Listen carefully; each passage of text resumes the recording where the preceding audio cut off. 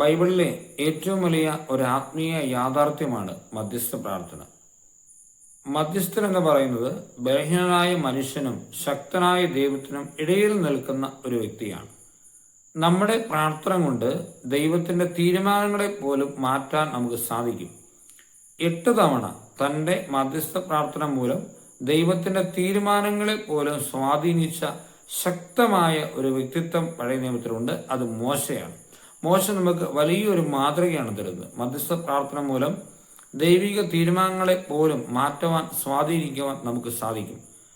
ആദ്യമായി നമ്മളിത് കാണുന്നത് അമലേക്കരുമായുള്ള യുദ്ധത്തിൽ ഇസ്രായേൽ ജനം പരാജയപ്പെട്ടിരുന്ന സമയത്ത് മോശ കൈകൾ ഉയർത്തി പ്രാർത്ഥിച്ചു.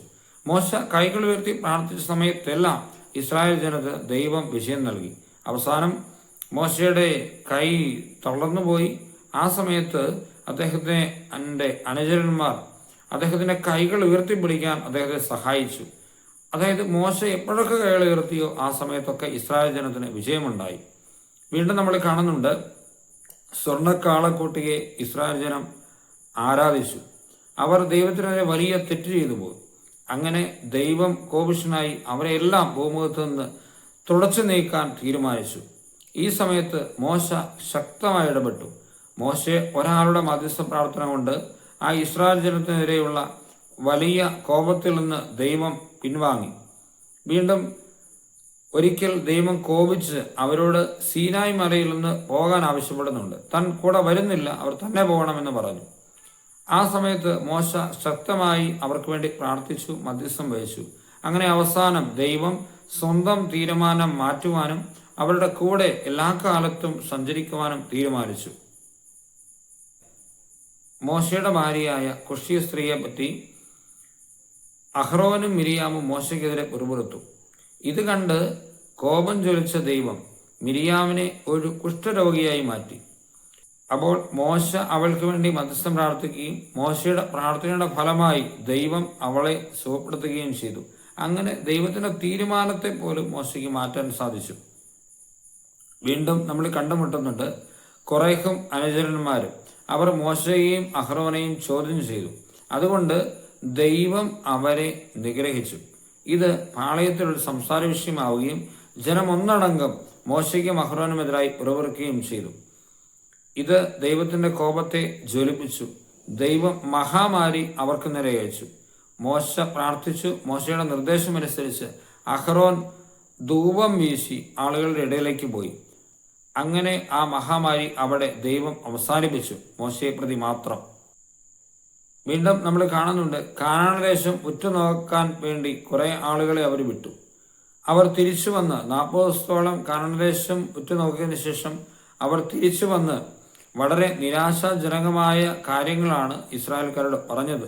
അവർക്കൊരിക്കലും കീഴടക്കാനാകാത്ത ശക്തരായ ജനങ്ങളാണ് എന്നുള്ള പല കാര്യങ്ങളും അവർ അറിയിച്ചു. ഇത് കണ്ട് ജനം നിരാശഭരിതരായി. അവർ ഈജിപ്തിലേക്ക് തിരിച്ചു പോകാൻ ആലോചിച്ചു. ദൈവം ഈ സമയത്ത് ശക്തമായി അവർക്കെതിരെ കോപിക്കുന്നുണ്ട്. പക്ഷേ മോശ അവർക്ക് വേണ്ടി ശക്തമായി മധ്യസ്ഥം വഹിക്കുകയും പ്രാർത്ഥിക്കുകയും ചെയ്തു. അതിന്റെ ഫലമായി അവരെ നശിപ്പിക്കാനുള്ള തീരുമാനത്തിൽ നിന്ന് ദൈവം പിന്മാറി.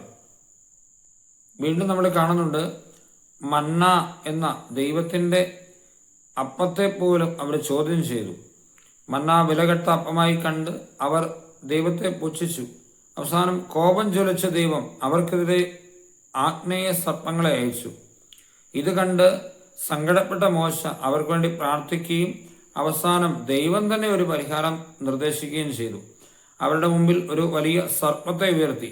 ആ സർപ്പത്തെ നോക്കിയവരൊക്കെ രക്ഷപ്പെട്ടു.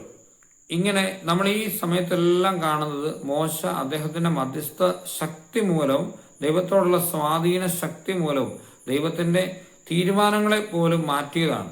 അങ്ങനെയെങ്കിൽ നമുക്കിതൊരു വലിയ പാഠമാണ്. നമ്മൾ ചിന്തിച്ചേക്കാം, ഒരുപക്ഷെ നമ്മുടെ ജീവിതത്തെ സംബന്ധിച്ച ചില തീരുമാനങ്ങൾ ദൈവം എടുത്തു കഴിഞ്ഞാൽ പിന്നെ മാറ്റാൻ പറ്റുമോ ഇല്ലയോ എന്ന്. പക്ഷെ മാറ്റാൻ പറ്റും. നമ്മൾ മോശയെ പോലെ തന്നെ ആത്മാർത്ഥമായി മധ്യസ്ഥം പ്രാർത്ഥിച്ചാൽ മാറ്റാൻ സാധിക്കും. ദൈവം യഥാർത്ഥത്തിൽ അന്വേഷിക്കുന്നത് നശിച്ചുപോയ ആത്മാക്കൾക്ക് വേണ്ടി മധ്യസ്ഥം വഹിക്കാൻ ആരെങ്കിലുമൊക്കെയാണ്. നശിച്ചു പോകുന്ന ആത്മാക്കളെ പറ്റി നിലവിളിക്കുന്ന ഒരു ദൈവം നമുക്കുണ്ട്. ആ ദൈവത്തിന് ഏറ്റവും പ്രിയപ്പെട്ട ആത്മാക്കൾ മധ്യസ്ഥം, അതായത് പാപികൾക്ക് വേണ്ടി മധ്യസ്ഥം പറയുന്ന ആത്മാക്കളെയാണ്. സ്നേഹമുള്ളവരെ, അത് ഏതൊരു ജീവിതാവസ്ഥയിലൂടെയാണ് നമ്മൾ കടന്നു പോകുന്നതെങ്കിലും നമ്മുടെ ജീവിതത്തിന് ഏറ്റവും വലിയ വിളിയായി അതിനെ തിരിച്ചറിഞ്ഞ് മധ്യസ്ഥം പ്രാർത്ഥിക്കാൻ നമുക്ക് തീരുമാനിക്കാം. ഈശോ നമ്മളെല്ലാവരെയും അനുഗ്രഹിക്കട്ടെ. നമ്മുടെ കർത്താവ് ഈശോ മിശിഹായുടെ കൃപയും പിതാവായ ദൈവത്തിന്റെ സ്നേഹവും പരിശുദ്ധാത്മ സഹവാസവും നമ്മെല്ലാവരും കൂടെ എന്നും എപ്പോഴും ഉണ്ടായിരിക്കട്ടെ, എപ്പോഴും എപ്പോഴും എന്നേക്കും.